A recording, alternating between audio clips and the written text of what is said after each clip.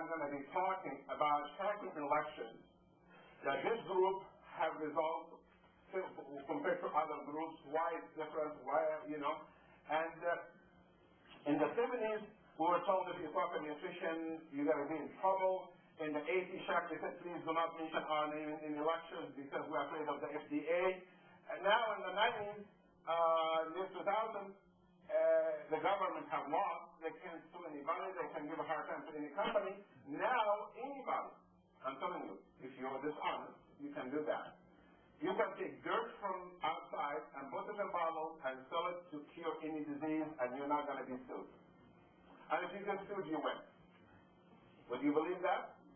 That is the law right now of the law. The FDA has went to the court to prevent some of the companies, most of the companies, making false claims on their products, hurting our kids in general nutrition stores, GNC in the market, and this and this and this, selling things, talking on the TV, radio, sending brochures to you in the house like this, we can cure your sex life, we can cure liver, we can do this, we can do that.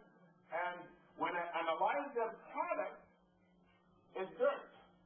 It's nothing but grass or grass roots of your yard. And that's it. But they have the money to print things like that, and when they have a picture of a man like this, oh gosh, I want to look like that. What do they do? I take that. What is the name? GH3. Then I want GH3. That's just an example. So people buy things. Now the FDA cannot go after these people. So now we have to go out, somebody like me, and say on tape, on video, yes, people who take food supplements are better than the ones who don't, natural food supplements, and people who are taking Shaklee are doing a lot better than the people who are not. And these statements are very fair because it's clinically proven. Just like me telling somebody, I feel like this high blood pressure medicine better than this one. Or this medicine is better than that. I have the license to say that. Why for 30 years I have no license to say about nutrition? That was the way it is. If you talked about nutrition, you get arrested. But not anymore. Right now, there are more and more doctors have open mind on nutrition, and the public pushing for better nutrition, better environment, better water, better health, because we all getting older, and we're seeing in front of us the epidemics of infections going around, an epidemic of allergy and cancer, which is going to be next lecture, if you take note, Monday, May 15th, at 7 p.m., there's going to be an allergy and cancer epidemic. Now, if we look at if I compare the people, my patients who I took care of over that period of time, the 23 years, I find three things I have done, the patients have done, that made them better. One, the nutrition part. We ask ourselves a question, why people have infections, hidden infections. Remember, the words say hidden infections, and we say viruses, many kinds, like Epstein-Barr virus, that's mononucleosis, herpes 1 virus, herpes 2, herpes 6, that's shingles, cytomegalovirus, Coxsackie B1, 2, 3, 4, 5, and 6, enterovirus, HIV virus, flu viruses, all kinds of viruses like that, and candida, which is yeast. Lots of women carry that, and men carry that. Funguses, lots of people carry toenail funguses, and under the arm funguses, yeast, and you don't know what to do in the body. Lyme, as you know, Lyme is an epidemic in this area. Who knows what we all have unless you do a test. Even the test is only 30% accurate. H. pylori, that is the germ that causes ulcer, peptic ulcer disease. Chlamydia, as you know, that's the one called rosacea disease and causes many of the infection, unclogs the arteries and can cause lots of problems.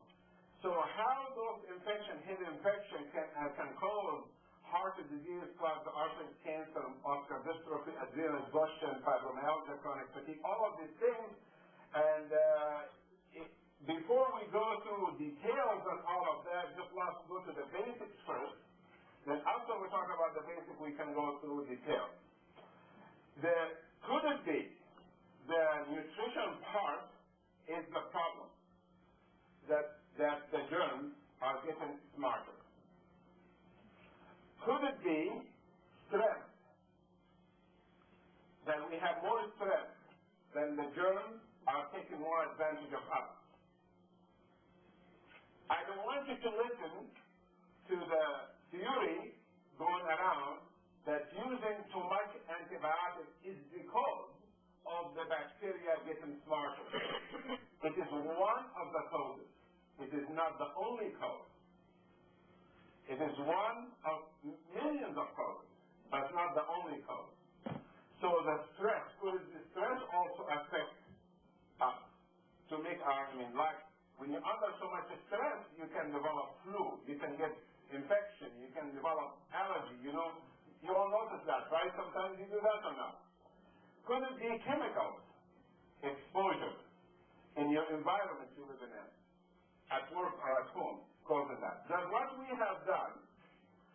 We told the people it could be one of these three things causing you to have this hidden infection.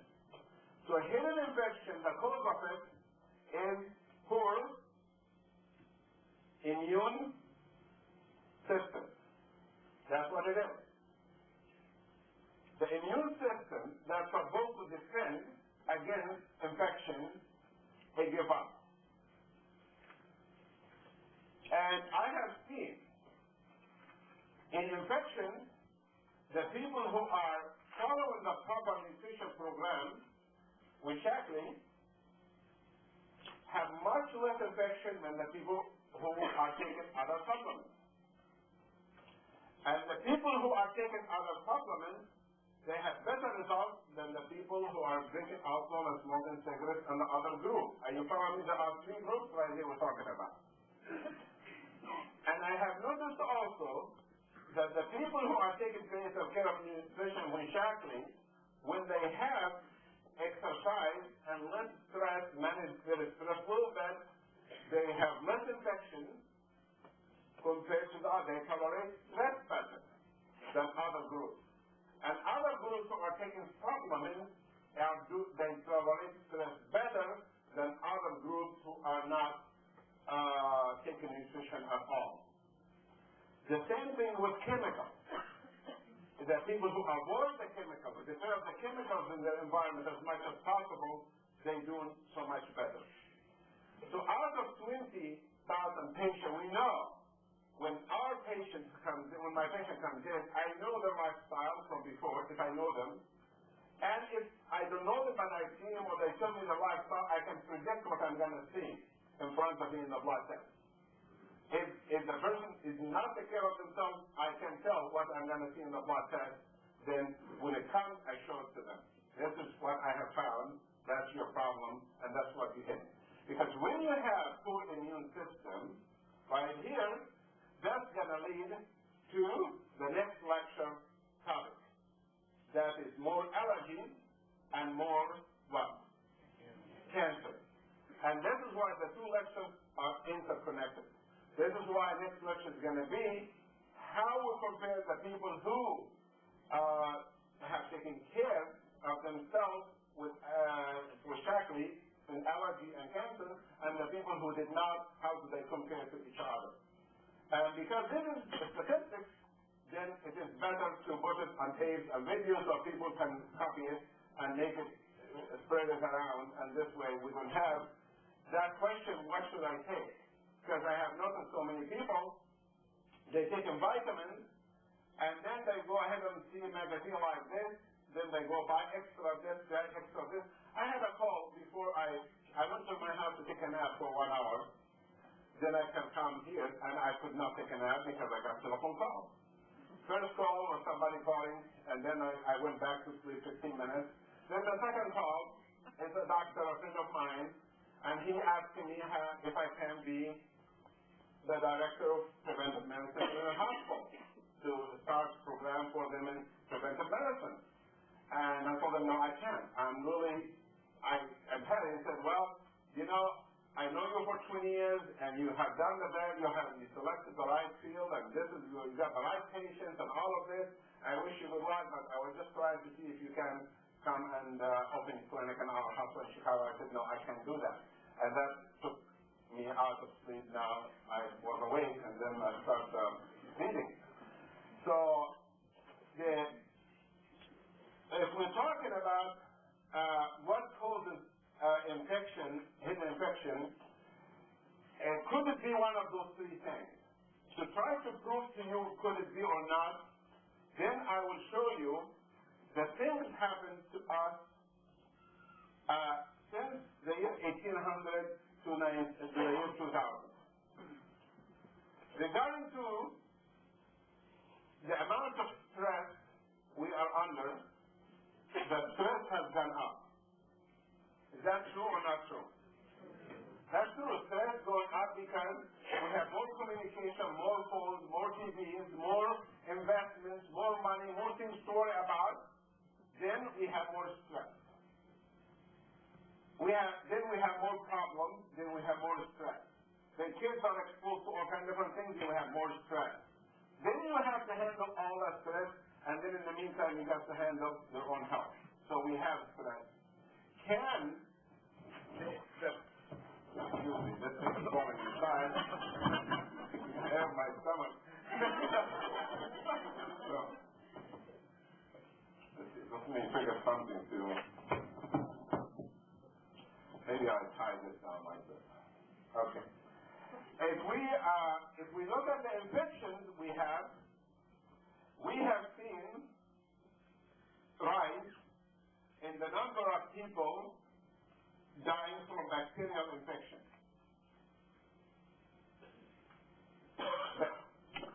We have seen bacteria that never killed anybody before killing people now. You have heard about the party was in Chicago, the catering company came in and catered to 40-something people in wealthy neighborhoods, and 38 of the 41 went to the hospital next day with food poisoning. I don't know, you're not in Chicago area, then you might not have the news here. And then 12 of them were hospitalized and one died. Why a person would die from a simple bacterial infection that another 40 did not, and one person died? Because his immune system did not fight for him. In Halifax Hospital, that's close to Skokie in Illinois, when I was doing my internal medicine training, we had a couple came in, both ate ice cream, husband and wife, and I was doing rotation in the emergency room that time. It was my 3-month emergency room rotation. So I had a boss over me, doctor over me, to see the patient and just watch, what he does. So I learned from him. Then they both had diarrhea, and of course the diagnosis is clear. That is some kind of food poisoning, and most likely is salmonella or shigella or E. coli or something like that. Bacteria like we're talking about right here. So the doctor said, okay, let's give them antibiotics and send them home. I told them, okay, that's fine, but why don't we admit them for tonight? Those days there was no problem with insurance. You can admit a patient overnight with no problem. Nowadays you have to have the approval of the President of the United States. So I said, why don't we admit them? No. To send them home. I told them, I really think they look dehydrated, they look sick. They ate the ice cream in Michigan, they drove all the way, maybe we can give them some IVs, and they said no, they can go home. They went home. By midnight, I was called. I was sleeping in the hospital in another house next to the hospital, residence quarters. Then I got a call from the nurse that we have an admission of somebody that doesn't look good. And when a nurse talks like that, they know what they're talking about. So we respect their opinion, so we don't question it, we run and see what's going on. My second year resident, I was second year resident, and then my first year resident was with me, sleeping also. I waked him up. I told him, you come with me. We have a case that we're going to see what's going on. I have to teach him also, how I do things. In the emergency room, I was a student, but in the floors, I am the boss. I'm the intern, resident. So I told him, come with me. We went to find the man who was sent home early. Does not look right. It looks like he might have meningitis. So I told him, go ahead and get the needles and everything. We're going to do a spinal test. And I showed him how we do that, which we do that very easy. Took the spinal. I told him, let's go to the lab, because nobody's in the hospital. The lab is closed. So I said, let's go to the lab. Here's what we do. We open the door. We open the chemistry. Then we do everything ourselves like lab technicians.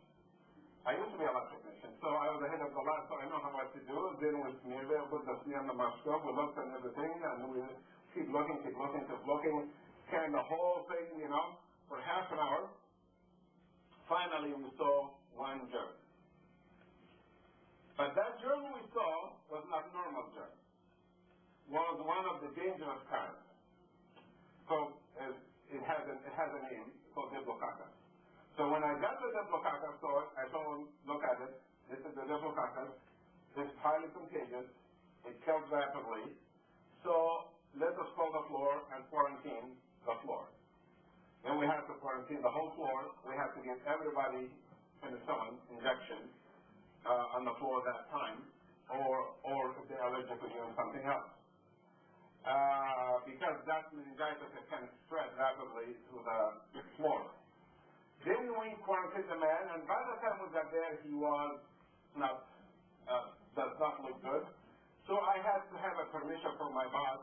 I called him at home, the head of the internal medicine. I told him I wanted to give, rather than give him 1.7 million units of penicillin, IV push, I want to give him 6 million, which in pretty high dose, it can cause lupus. And I know the side effects of it. So I told him I want to go with 6 million. If he has developed lupus, we can handle it, but if he dies, we cannot handle it. He does not look good, and this is highly contagious, and we're not going to have an epidemic in the city, we just have to care of it right now. He said, go ahead. Give him the thing. He was in a coma by that time. If we give him that, by the morning, he's awake. Then we had a conference to continue the treatment and all that, and 5 days later, he went back in a coma again. That time we did the spinal tap again that shows you blood test can mislead you. So the spinal tap was clear. But he's in a coma.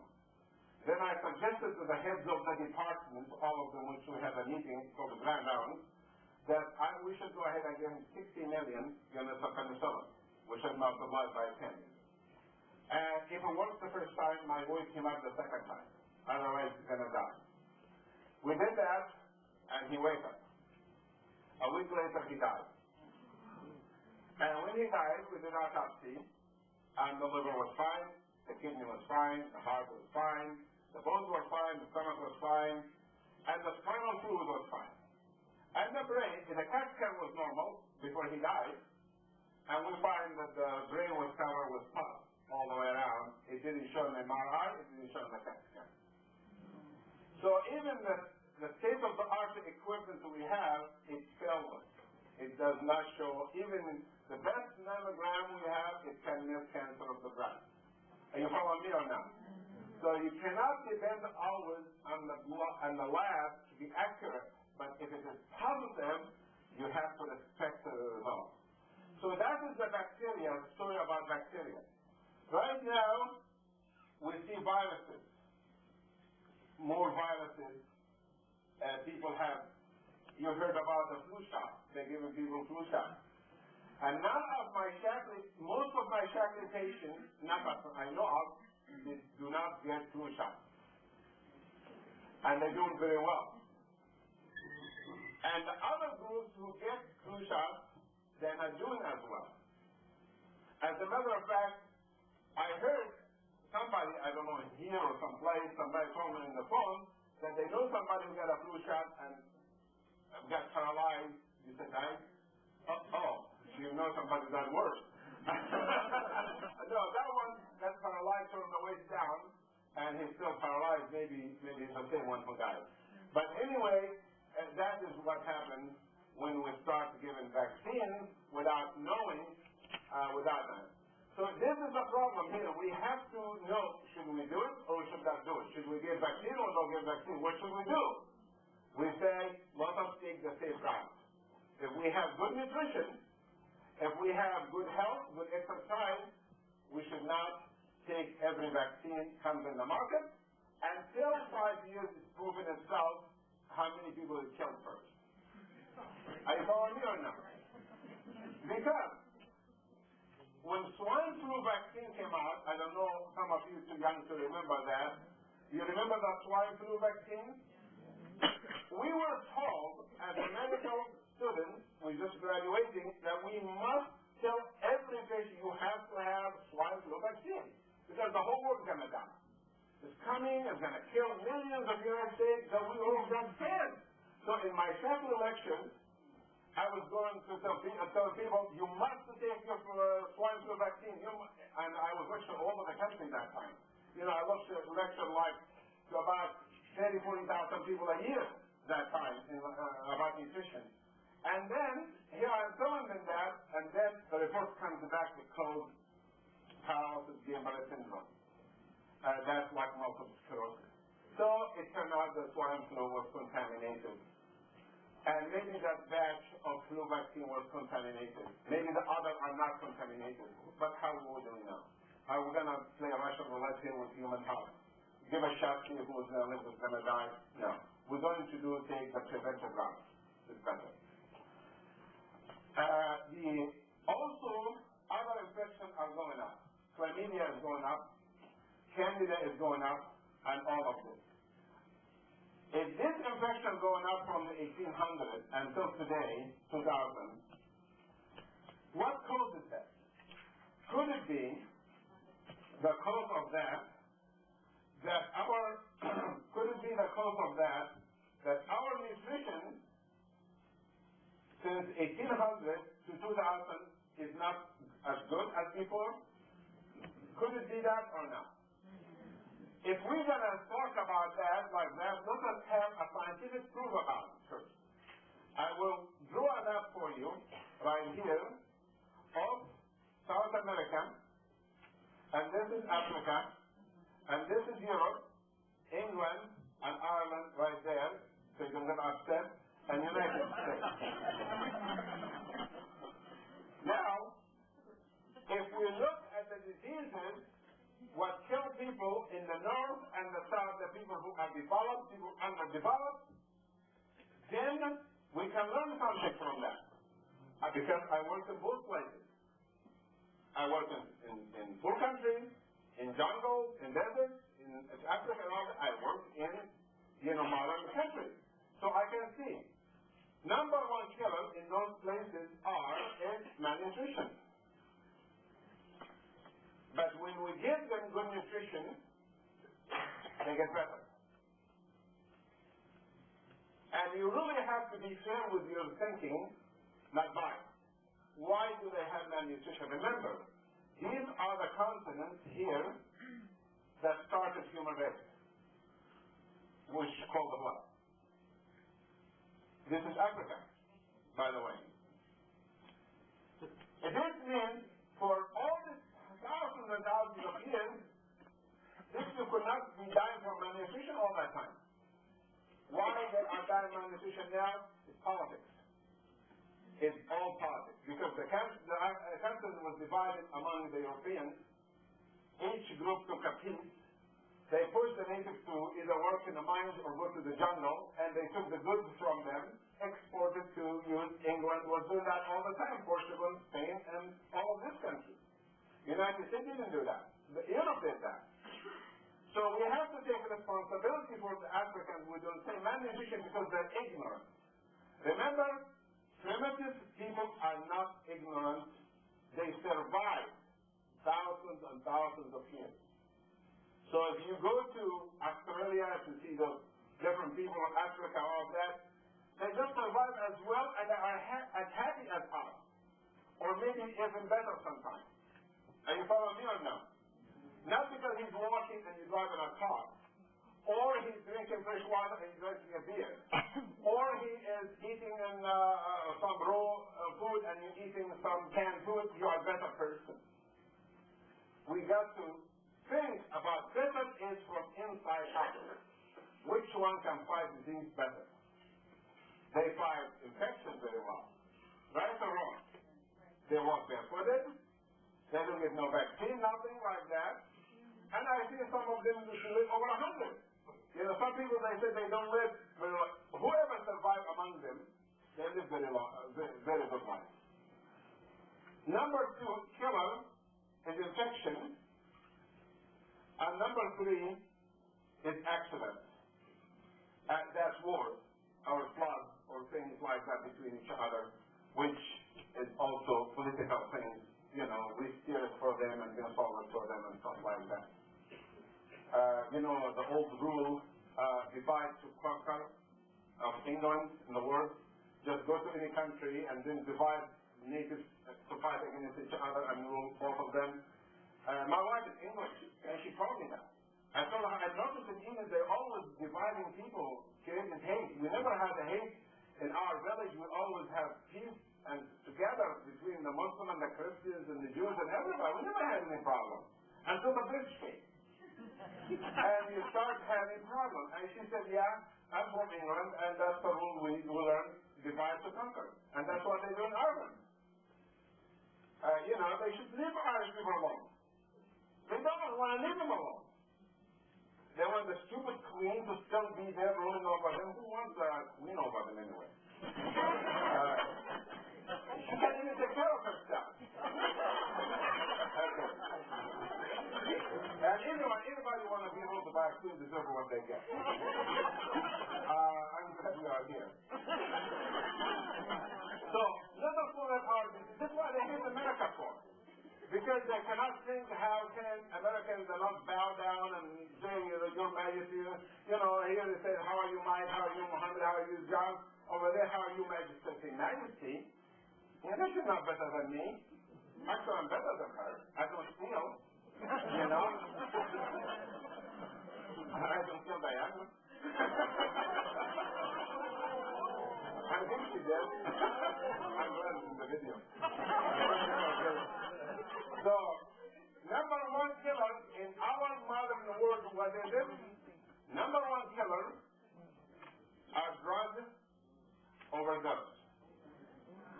Number 1 killer are drugs. Accidental drug death in hospitals is number 1 killer. Number 2 killer, we can prevent that. So don't accept any drug unless you know the side effects of it. And don't let any surgery happen unless you investigate it. Don't let anything happen unless you get a second and third and fourth and fifth opinion. And when you get second opinion, don't get it from a friend of the same doctor. And don't mention the name of the first doctor to the second doctor. And don't tell him even the diagnosis. Tell him I came in and I have this problem, what do you think? But don't tell him Dr. So said, that's what do you think? He's going to say he's right. Because they refer to each other, to each other all the time. Number 2 killer is heart disease. Number 3 is cancer. Number 4 is infection. And number 5, metabolic diseases like diabetes, hypoglycemia, and related diseases like that. And number 6, suicidal and psychiatric problems and killing and all of that, accidents. If we look at our diseases and theirs, what can we do about heart disease? Have we cured it? No. And cancer, have we cured it? And infection, have we cured it? No, we haven't. And others, and depression and suicide. So when we look at the picture right here of this diseases, that is the picture I was going to do earlier right here, about the amount of diseases we have, we find that we have increase of heart disease, increase of cancer, increase of infections, hidden infections, increase of many, many diseases, and they all interrelate with each other. So this lecture we're covering the hidden infections. Other, we're going to cover the cancer and allergies, and the third we cover other diseases and so on. Could it be the reason there is rise in this from this map? I just wanted to think why they don't have these diseases in those countries, and we have them here. So to answer some of the critics that they think they know everything, you always find somebody give you the smart somebody in the government tell you the reason is they do have all this problem but they don't know it. You know, as we are so dumb, we cannot tell. You know, some of you been in Africa, been in Ethiopia, been in the Sahara, in the safari, and all of that. You see Africans, not all of them have. The way he runs behind cheetah, behind the elephant, he doesn't have heart disease. You know, most of the marathon runners from Africa, they're winning by far, and they don't drop dead. Our basketball players, they run down the court, they drop dead. So we have problems, and we don't want to accept them. The problem is when you accept arrogance, when you don't want to accept common sense or simple solutions, you're looking for the complicated solutions rather than simple solutions.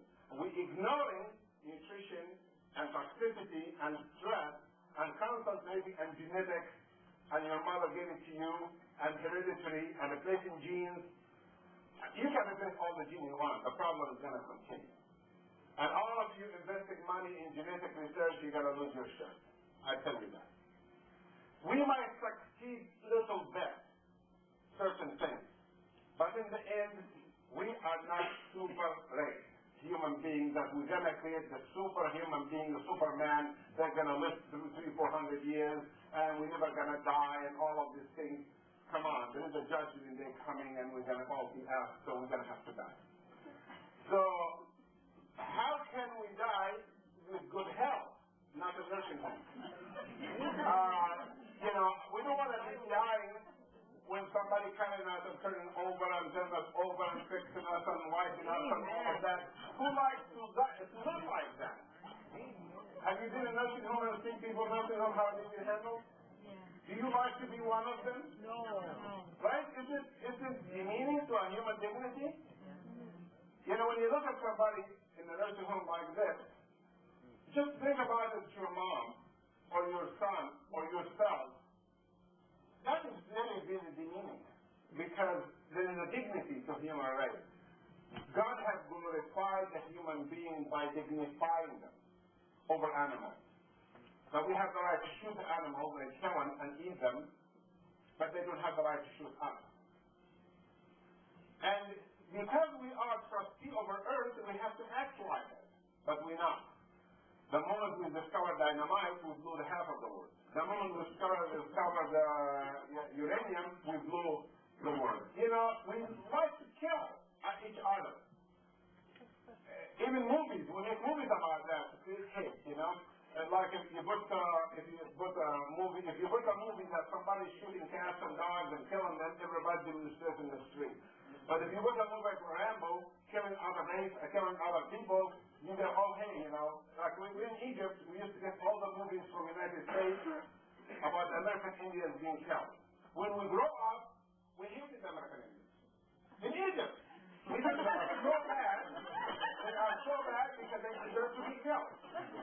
Because the movies presented them to us, in the very end, there's always that person who succeeded over that, the good over the bad, the good over the bad. You follow me on that? When your kids are watching that, it grows in you. Who do you like to hate, who do you like to love? When I came here in California and I went and I found they are normal people and they're peaceful people and I was taught wrong, I said, gosh, I cannot believe Hollywood and the media. Those people lie, you know. So, the problem we have here with this disease is rising, and also the infections that's rising, could it be related to nutrition then? What do the people in these countries have that we don't have? Would they have better protein than us? There are two kinds of protein you can have, vegetable and animal protein. Which one of those do you think would be better for us? Do they eat more vegetable protein because they can't afford animal protein? Yes. Then we have to think about that. And that is that when we look at the consumption of vegetable protein has gone down and the consumption of animal protein has gone up. Is that true or not true? We eat more beef and pork and lamb than we eat salads and vegetables and beef. In general, most of people are. Because it's more tasty. The closer to your species, the more tasty the food becomes. And because pigs are 44 chromosomes and human 46, they taste really good. But you know that monkeys are 48. So they even taste better. And you have Africans and Amazon people, they tell you that. Yes, we hunt them because it's a delicacy. It is. They have more glutamic acid, similar in the metabolism. This is why we use guinea pigs and monkeys in research. Because they're closer to human race. And in England, they have those 5 pigs they produce. They're going to make them make organs for human. You heard about that? That's the reason. So, could it be the protein problem? And then we say, yes, it could be, because Catholic people have what they have done. They consume more vegetable, innocent protein, and less animal protein, and most of the people eat more animal protein. This may be one of the reasons I have this result. Could it be carbohydrate? And we know from the curve right here, the consumption of sugar has gone up. The consumption of complex carbohydrates like bread and pasta, macaroni, spaghetti, and rice gone down. Most of kids consume the energy out of simple carbohydrates. Look at your children or grandchildren, what do they get the fastest from the juices, Coke, or Pepsi, anything with sugar. How about a piece of bread and bowl of macaroni and spaghetti like we all used to do? Nobody has the time for that. So could it be that also causing problems? And we say, yes, it is. And then we put it as number 2. That is simple carbohydrate and complex carbohydrate, that's better. Could it be the fact that most of the Shakri people, most of healthy people, nutrition people in general, they like to consume fully unsaturated fatty acids like oil and olive oil and things like that, and then salads and cooking and like that. And other people consume mostly margarine and lard and saturated fatty acids. Could it be the unsaturated versus saturated? If you want a curve, I make a curve for you. Okay, the saturated fatty acid went up, the unsaturated went down, and the oil consumption went down, and the margarine went up. Could it be that one of the reasons these diseases are going up? Are you follow me or no? I have 2 colors. I should have used 2 different colors, but I didn't. So that is the scientific comparison. We try to compare one with the other right here. And then we go to the first one, vitamins. Could it be that people eat more fresh fruits and vegetables, they have fresh vitamins, and our vegetables and fruit does not have fresh vitamins? Could it be also that or not?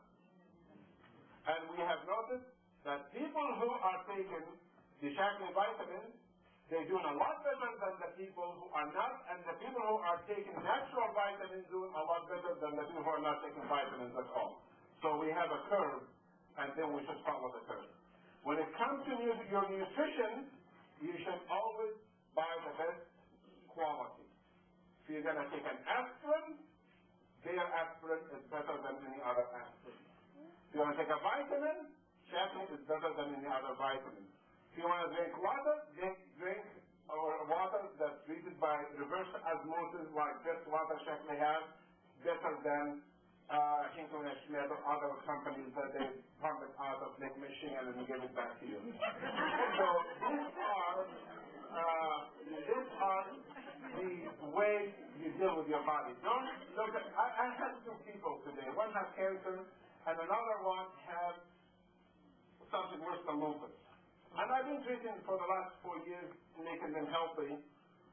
Both of them are 60 now. Then they say, we want to admit to you something. The reason the cancer titer is going up and we're not doing well because we stopped taking Shaklee for the last 4 months. I said, why did you do that? Did you buy another vitamin? Cheaper? He said, no. We just didn't have the money. I said, you had the money to drive your car $1.60 a gallon gas to come from Indiana to me, and you don't have money to buy vitamins? He said, yeah, the heat was wrong, but we back on it and we feel better now. So that is the admission to me, telling me, because I look at the number, the cancer marker going up, things are not right. I said, I don't know what's going on. I'm doing everything I can. I don't know what's going on. Your cancer is going up a little bit. He said, after I went out, I came back to see somebody else. I said, we have to admit something to you. That's what we didn't do. So we noticed that when you are on it and stop, there is a big difference after 4 or 5 months you got to notice it. Could it be then the consumption of natural vitamins have gone down? The amount of vitamins in food is down in the food or not? Yes. I don't need to prove it to you right now because we don't have time, but do you believe, all of you, or most of you at least, that the vegetable we eat doesn't have as much vitamin as 200 years ago or not? You don't have to have a degree to say that, do you? Okay. And you believe that the orange juice we have, or the oranges, do not have as good vitamin C as the oranges if they were fresh from the tree or not. So because when you cut it from the tree and store it and do this and this, there's going to be deterioration in the vitamin. If you put a glass of orange juice, fresh squeezed, and drink it next day, does it taste different or not? Yes. Because vitamins deteriorate. So there is no doubt that the amount of anti-free radical vitamins, antioxidants, life vitamins, I want to think in chemistry, they're both vitamins, but one is alive and one is dead. One is reduced, one is oxidized, one is can do work, one cannot do work. Did I make myself clear or no? Antioxidants because they're anti-disease, anti-poison, anti-infections, anti-everything. And when they get oxidized with the smog in the air and the chemicals, they lose their potency. Then it's still a vitamin, but it's not good vitamin. And nowadays, you can buy natural vitamins in the store, in magazines they send it to you. You can buy 1,000 tablets. 1,000 milligram of vitamin C tablets, 1,000 tablets for $10. How can it be somebody will do that when it takes so much technology to practice vitamin C to keep it alive in an environment called lyophilization or freeze drying process that is so expensive to do? When you have to have freeze-drying coffee to maintain the flavor, it's a very expensive process because you have to put the product, the powder, to minus 170 degrees centigrade, so it gets crystallized so rapidly, and the vitamins can separate from the other, and you take it, and that process is expensive. But you also can take grassroots from outside and grind it, or orange peel, and grind it, and sell it as vitamin C. Are you following me or not? There is no law to prohibit you from doing that. There is a law to prohibit you from lying and stealing and killing. but there is no law to prohibit you from putting something in the market that kills people. Because the FDA have lost their case in Supreme Court. Then it cannot be reappealed. And this is why you see all the bombardment over TV now and radio. For me, I feel so sad when I see my patient bringing bags and bags of stuff, and I look at it and I think, oh my gosh, herbs and this and that, and doctors are backing it up because they get income from it. They can't get income from HMO, then they have to depend on selling herbs or something without knowing how harmful it is. So we have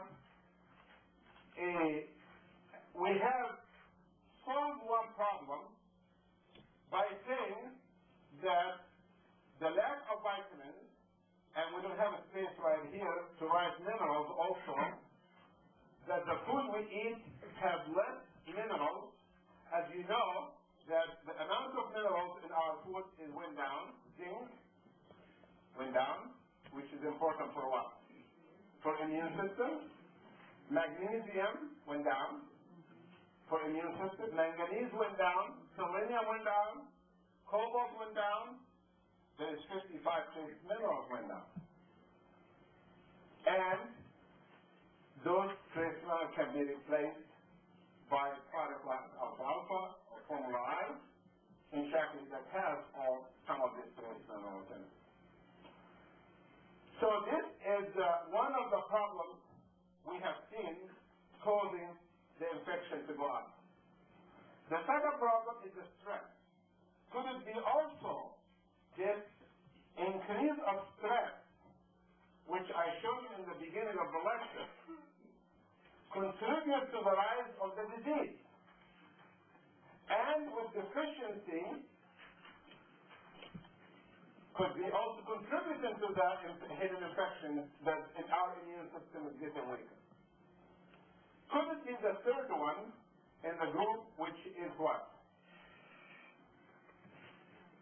Toxicity, the third one right here. Could it be that? Do we have toxicity? Let us look at our air. Do you think if you run your car in the garage and close the door, you're going to feel good? Okay. We have, I don't know how many cars running in the streets in the United States every single day with buses and trucks. And how many in Europe? I went to Cairo, which I was so upset to know that every family has 2 cars now. 5 years ago, it used to be 1 car. Now they have, if they want to be like America, everyone has to have his own car. So the whole world, as a global thing, we have more air pollution through the whole atmosphere. Right or wrong? So the air pollution has gone up. Can this air pollution go up affect our immune system? It doesn't take a brain to think about that, but let us think about it in our own home. We need air purifiers. We need to clean our houses because we spend more 8 hours in bed or in the bedroom. That's one place in the house. You spend time sleeping and breathing in and out. Hopefully you are not thinking your head and you're still breathing. And then you breathe, and you should have air purifier in the bedroom that not open the door. Of course, that takes the pollen out of the air, chemicals, and air purifier or ionizer in there. Not the ozone generator is good through the whole house, like in an open area in a basement or a kitchen or something like that.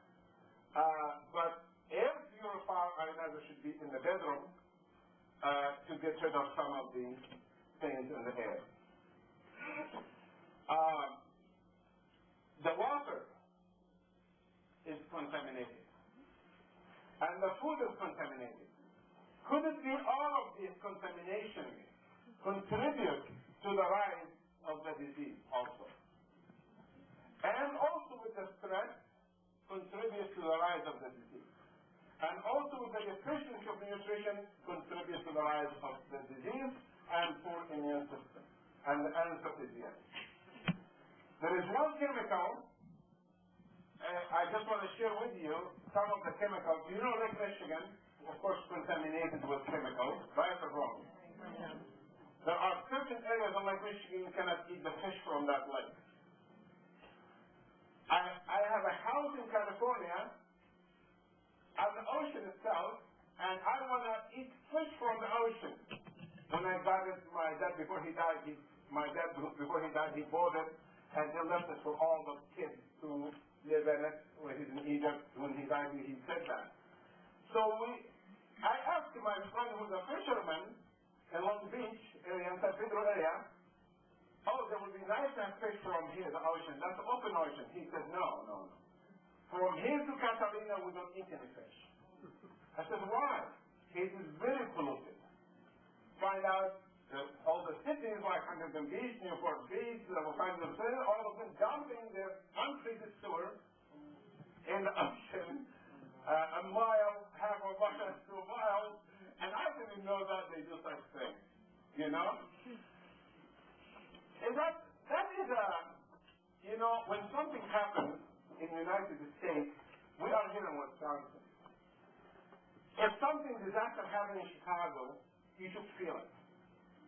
Because there are human beings like us. Let's say they're Americans like us. But I would say the word human being better than American. So if something happens in Los Angeles, still we don't feel good about it, even that far away. Because it would affect us here also. If something happened in Russia, that that accident they had, Chernobyl reaction, we should be upset about. Why? Because it will also affect us. Are you follow me or no? When I was in the Navy, Great Lakes, I used to examine the recruits. They're going to fly B-1 bombers with atomic bombs. I was in a special mission to select the soldiers going to go in that mission. And I used to get rid of lots of them. If I find any problems, I said, no, you get out. And he said, why? I feel hurt. I said, because I don't want you to fly over my house. He said, I got the point. I thought, if something happens to you and you drop dead, I don't care. But with an atomic bomb with you, I care. How many people on the ground are you going to kill? So I have to say as a doctor, no, you're not going to get that. So one of the other story I want to share with you about toxicity is, I want to cover that story on the tape before the time passes by. You remember about a year ago I discussed with you, I remember you were here in the lecture, all of you, I remember most of you, about the Hanford nuclear reactor in Washington State. You remember that story or no? You don't. Let me remind you. The Hanford nuclear reservation in Washington State is where all the nuclear bombs were made. In Savannah, Georgia, they process the plutonium and they ship it to the Hanford to make the nuclear bomb. So we talked about Savannah, Georgia. I think you remember when I told you that the whole area is contaminated so much. DuPont used to store plutonium in cardboard boxes in Savannah, Georgia, until now they have like miles and miles of area of turtles, radioactive turtles in the lake in that area. But those are the South people, and we don't like them. Let's not talk about it. Let's talk about the people we like. I'm just kidding, by the way, because when I see my people from the South, they always tell me I love their accent and their heart. They have such beautiful hearts. They're very, nice people. I always ask if they had a visa to come to Chicago or not. So they laugh about it. Because I'm a foreigner, I have an accent, and they have an accent, and when two accents focus to each other, they have a disaster. I went to Tennessee one time when I just came from Egypt to give a lecture. I went to this place to eat catfish, and I'm sitting by myself, and she comes and said, you all want to sit up or mug a son. I said, wait a minute. What did you say? You all. I said, you all. I'm not that fat. Who are you all?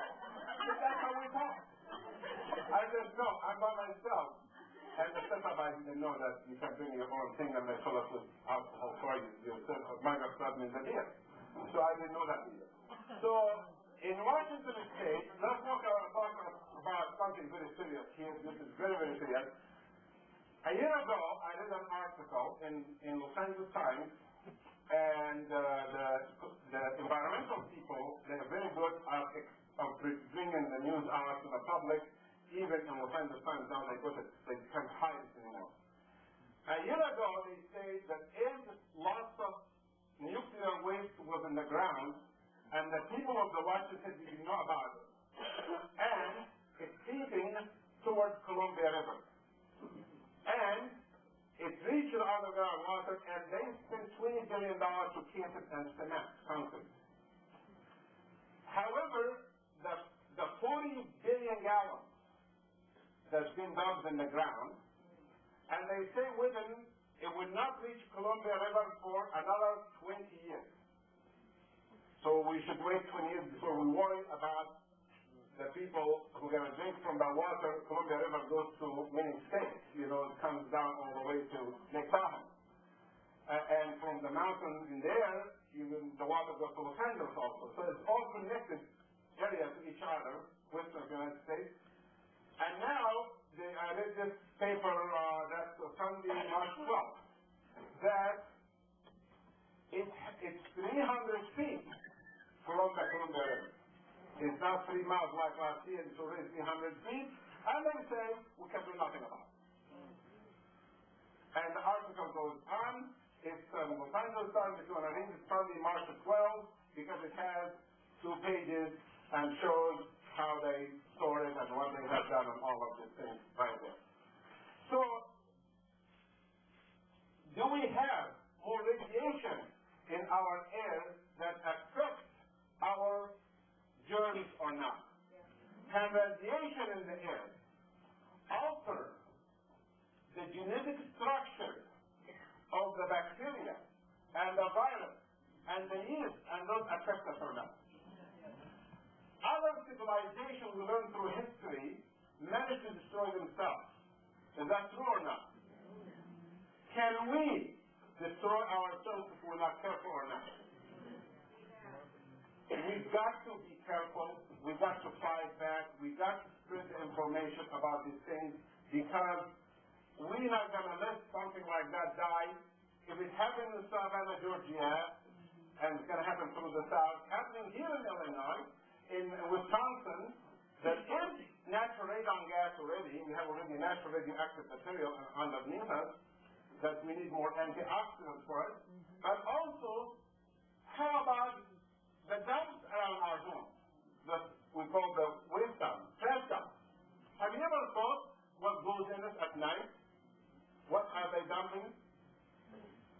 I saw with my eyes hazardous waste truck in Los Angeles Freeway driving from the airport to Long Beach. We have all the valves in the back open.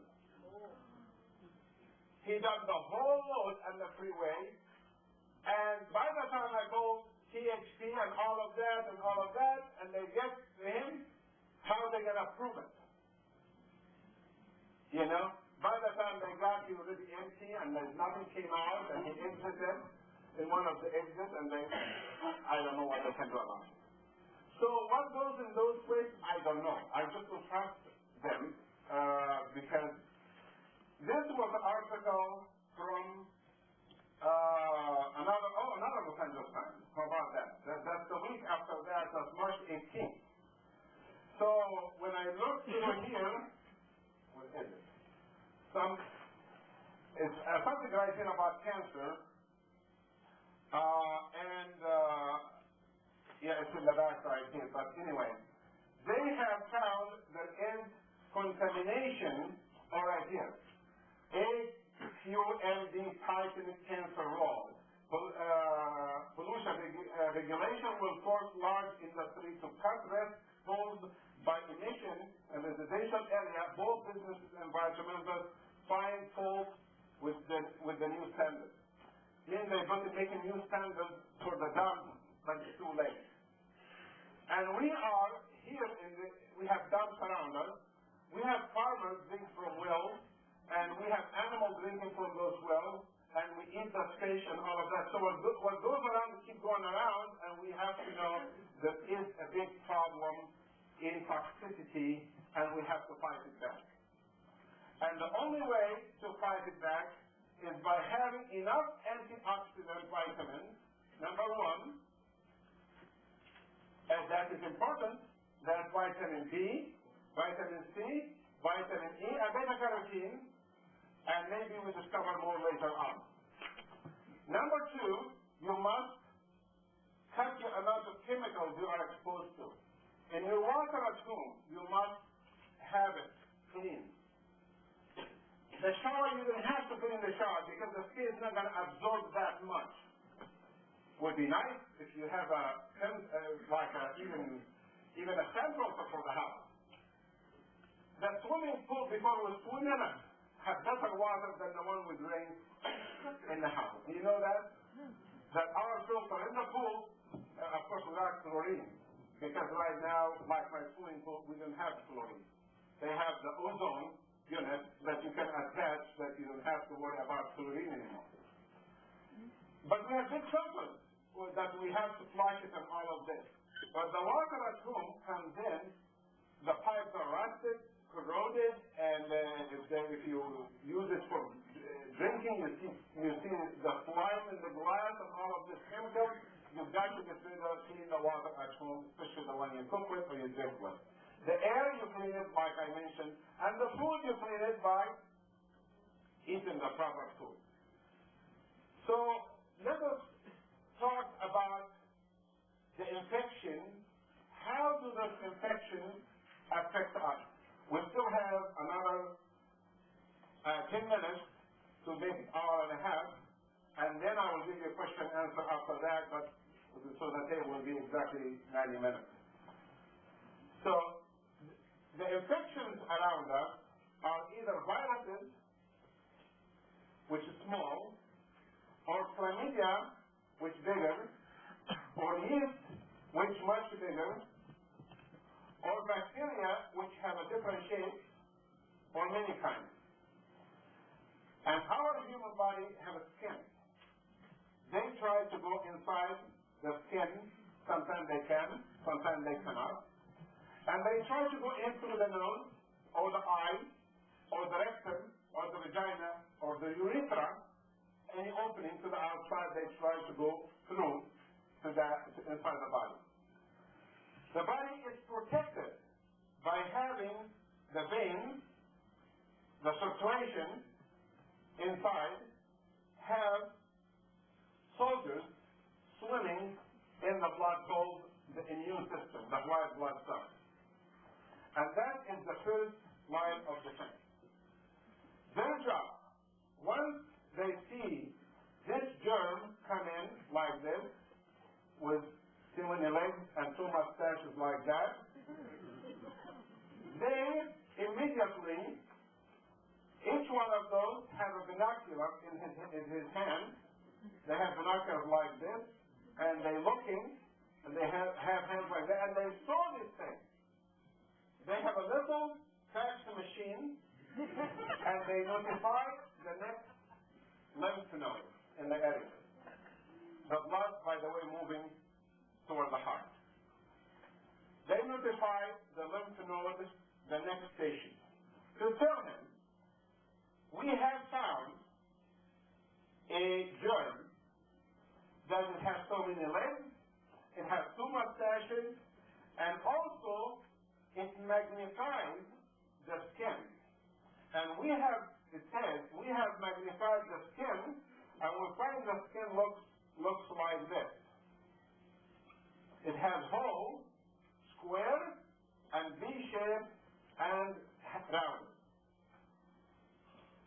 So the white blood cell detects, not only detects, also analyze the structure of the germ and tell this about. And they put their hands together, they stick it together like this with vitamin C. That is what makes everything sticky, like when you eat chicken and you get slime on your hand, that's hyaluronic acid, that's called vitamin C also. And they start opening their mouth and eating it. During that time, the germ, smart enough, multiplies fast. And when the germ discover they're going to be vanished, they have a capsule inside their body and they release it. When they release it, they kill all the white blood cells in one time. They put them to sleep or destroy them. And they move forward. It comes right here, going toward the what? Exactly. Remember, the body has vital organs. The vital organs of the body is which one? The heart, the brain, the liver, and kidney, and the lung. Those vital organs cannot fight back. Any infection can reach a vital organ will kill it. Because the brain doesn't have defense. The joint doesn't have defense. The lung doesn't have defense. Are you following me or no? Because these organs have other jobs to do besides protecting themselves. This is why we have the system. By the time it reaches that, I'm going to magnify this picture a little bit bigger for you. Here comes the germ, like this, with holes in its body like that. And here are the lymph nodes in both sides. And when you have a sore throat, the lymph nodes start getting tender, right? When you have infection, the groin nodes can get tender because they are fighting something. The lymph node realizes the infection is coming, they release.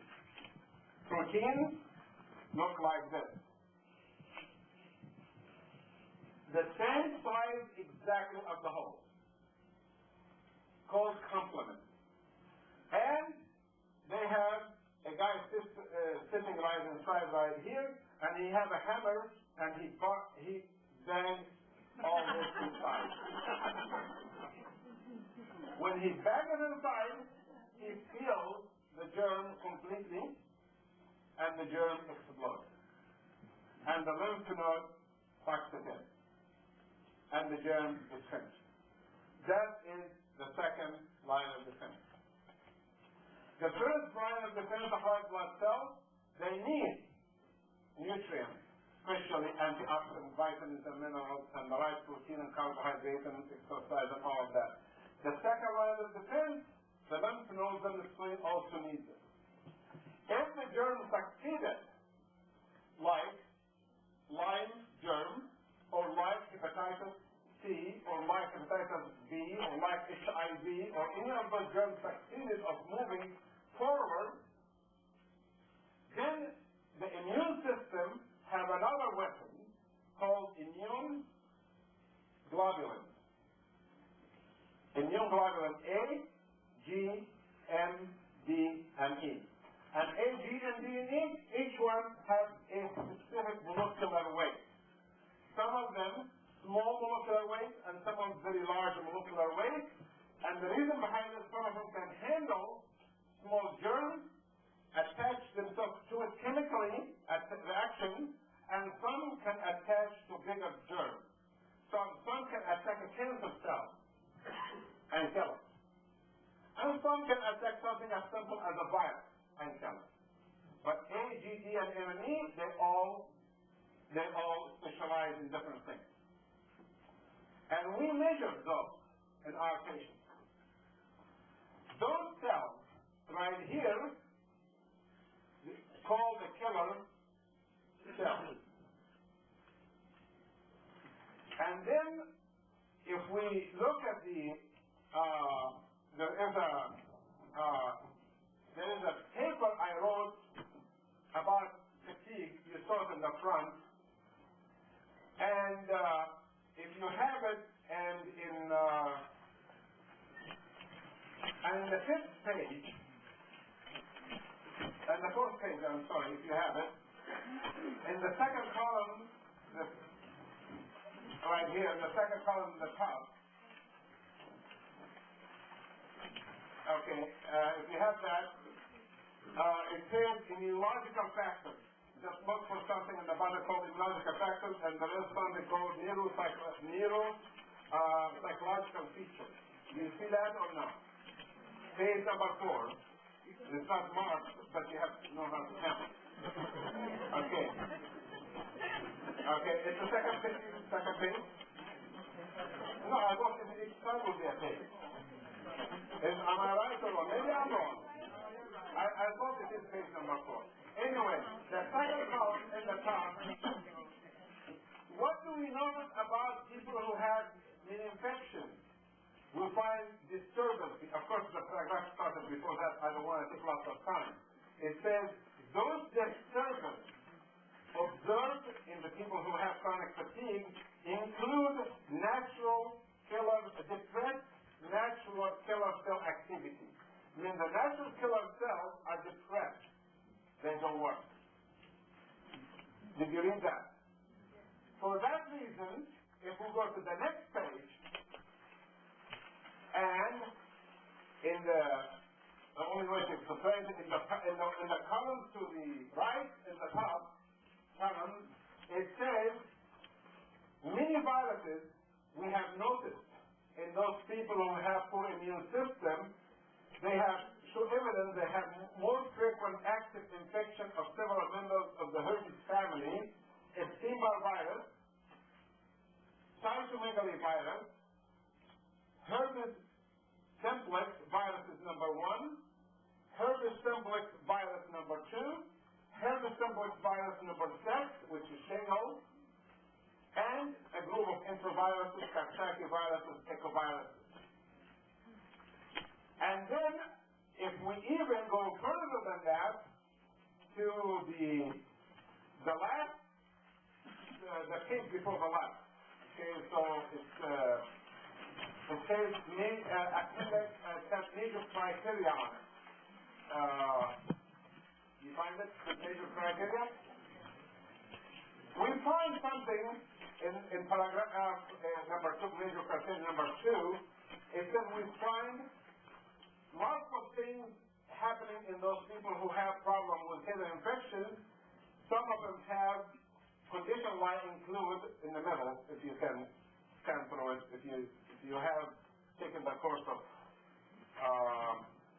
recap. I didn't take it, so I didn't know.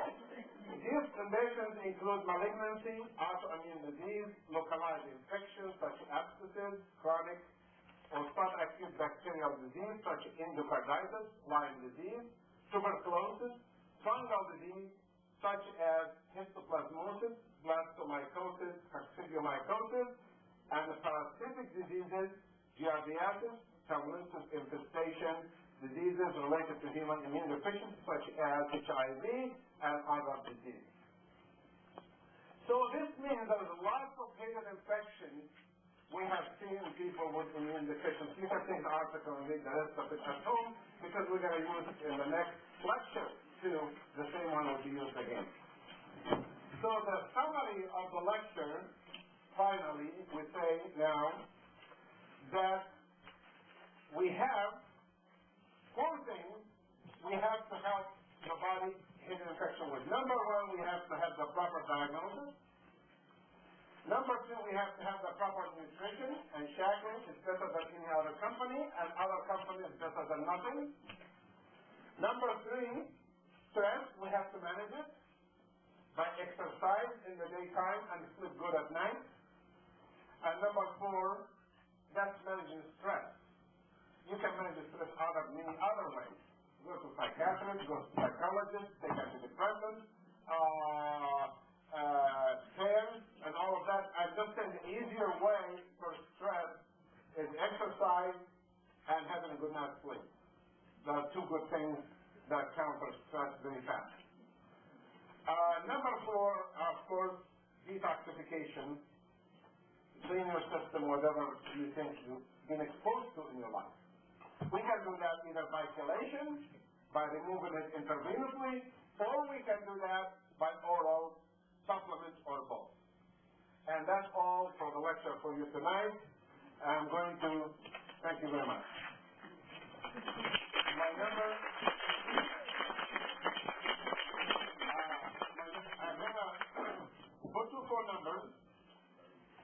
My number for my office is 847-356-9009. That's the office. And that's only if you need an appointment. And if you have a question, you also can call that number and you leave your number and I call you back.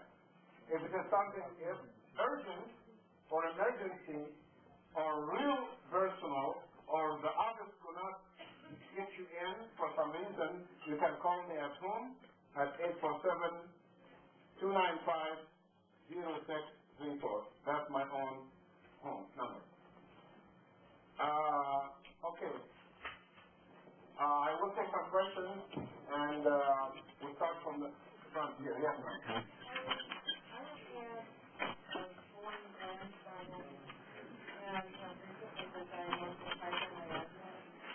And I was just wondering if everything you said and everything the lady that started said, I had a lot of the same things you had. And I guess I'm wondering what do I do to find out what is exactly affecting my body?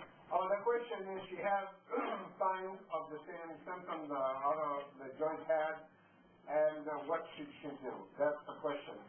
Like I said, you can deal with it the nutrition way, the stressful way, the anti-stress and that way, or you can go further than that and make an appointment and go through the diagnostic procedure. In the diagnostic procedure, what we do, we check the immune system. First, we check the nutrition system. Then second, we check viral infections, killer cells. We see how much killer cells the person has. Because if you have a low killer cell against infection, you will have risk of having other things like cancer and allergies also. Because the same killer cells also fight other things besides infection. So this is the answer to that. Yes, sir. You have a question, yes. Yeah, I was going to ask you about garlic for killing bacteria in the body. A friend of mine eats garlic. He lives on garlic, raw garlic. Well, garlic is excellent if you can have somebody live with you.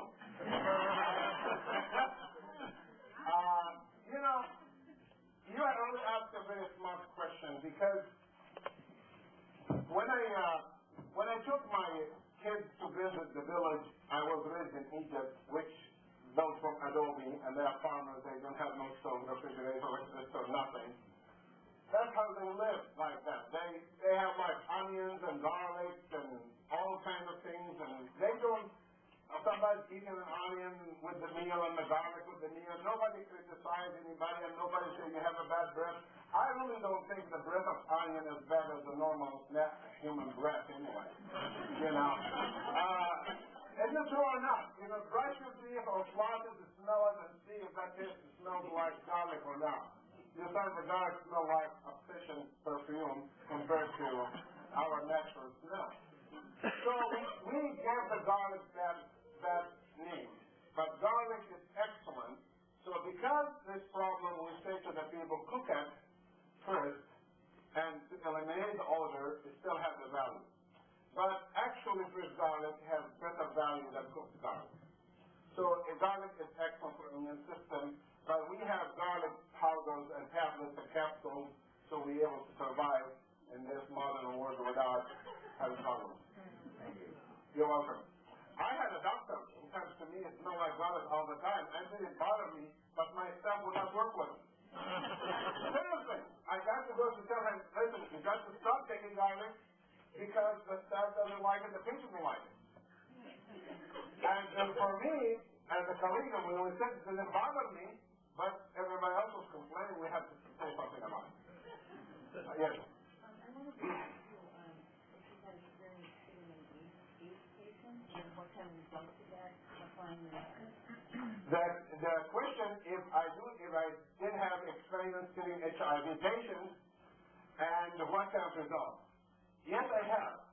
And the results are, if the patient follows the recommendations, they have excellent results. If they don't follow recommendations, they have bad results. There is no disease in this world able to kill the human race. Remember that.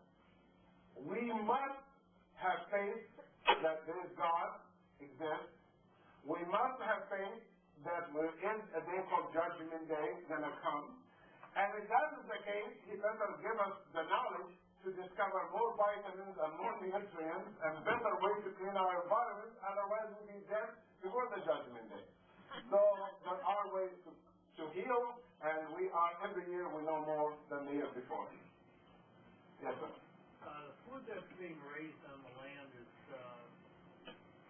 from land that's been used over and over and over. And that's one of the reasons that vitamins and nutrients are not what they used to be, correct? Okay, that's correct. The question is, can we add to the things like seaweed or kelp to bring back some of the micronutrients? The gentleman asked the question that I started my lecture 30 years ago with. That exactly was my lecture when I started nutrition, was a common sense question that the commercial land, which there is a tape about that, I gave a lecture about that, special about that subject. The commercial lands that we have lost 97% to 99% of the trace minerals. And the trace minerals are very essential for the plant to make vitamins, especially cobalt and cyanide, that they are important of making cyanocobalamin, which is vitamin B12. So you cannot add cyanide to the soil as a farmer. I'm a farmer. I farm 600 acres. So I know. In our case, we use organic fertilizer. In our case, what I have done, I made a contract with the cities around me to bring their sludge, their sewers, the leftover sewers, with all the chemicals in it. That's okay. I will take it. Because you got to understand something about plants. Those chemicals that poison us do not poison plants.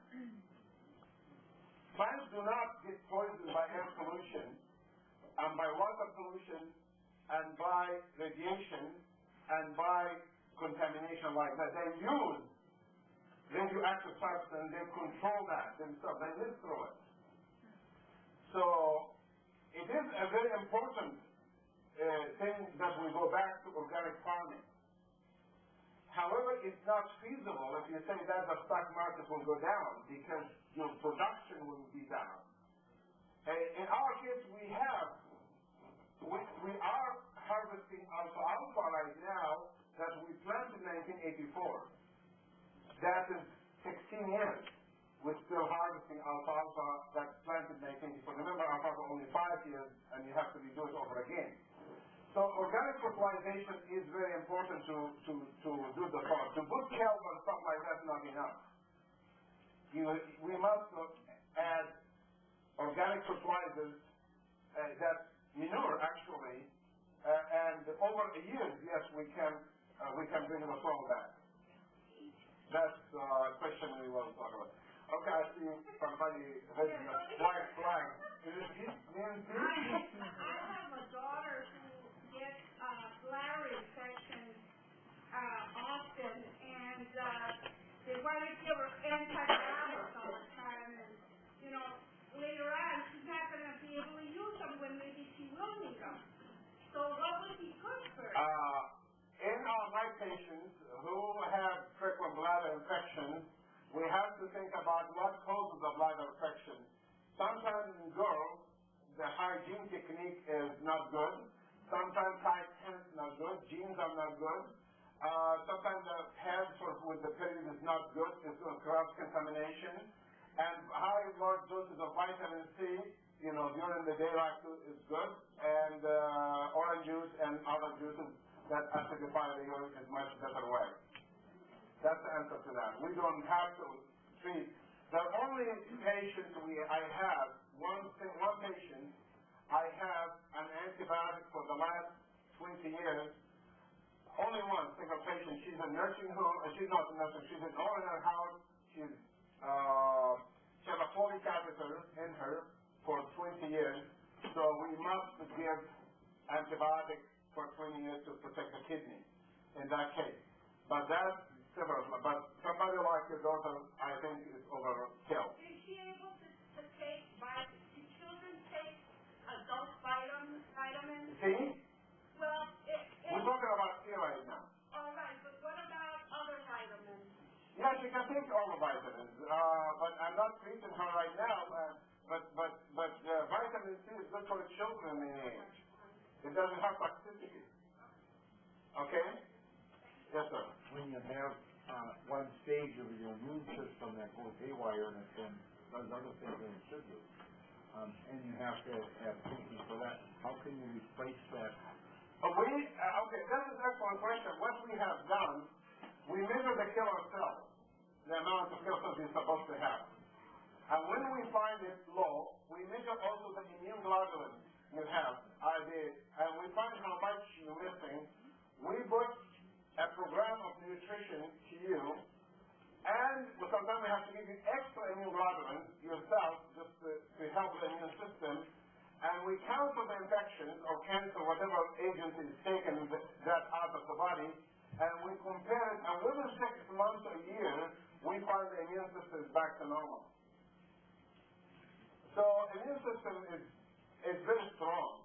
Just give it the weapons that it can reproduce itself. Okay, yes, ma'am. Can a person who is on a blood thinner take the Shaklee vitamin K or not? Yes. Because somebody who's on Coumadin is able to eat vegetables or not? Yes. The green vegetable has vitamin K or not? Yes. Tons of it. Yeah. So if we cannot start with eating vegetables, why can we start taking supplements? It is a very wrong concept to think that vitamin K will counter Coumadin. It doesn't. Coumadin is too powerful of a blood thinner for anything to counter it. And you must have vitamin K for other things. Yes. A 4-year-old man, 3 years of Lyme disease, he's resistant to antibiotics. The question would be, is there any protocol for Lyme disease? The protocol, what I said tonight, you cannot fight those smart agents with smart antibiotics. You've got to go back to the immune system. The gentleman was asking me the question early, and improve that immune system to fight for you. Remember, in the summer here in Wisconsin and Illinois, we have tons of mosquitoes, and those mosquitoes who bite us, when they bite us, they have to sting us and vomit inside the skin. They vomit heparin, which is similar to Coumadin, to keep the blood thin. It doesn't clot, so they can take their juice out. When they do that, they bring in the germ from somebody else to us. Are we all getting sick every time we get mosquitoes?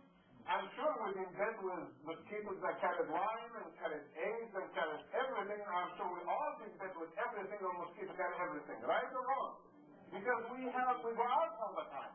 But we're all sitting here, we're not having Lyme attacks, HIV attacks, meningitis, arthritis, vasculitis, hepatitis, because we take care of ourselves.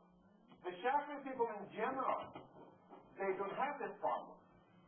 And I said, if somebody have a problem like this, and ask me about the immune system, let us start someplace and build to the body. After we know your basic, you got to have a basic picture of the immune system first. What does it look like in front of you? Then compare it with another blood test 6 months later, and a year later. And if you don't do that, you are guessing.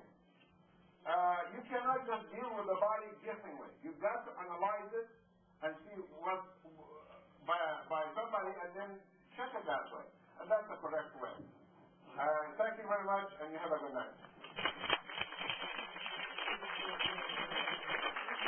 Brian?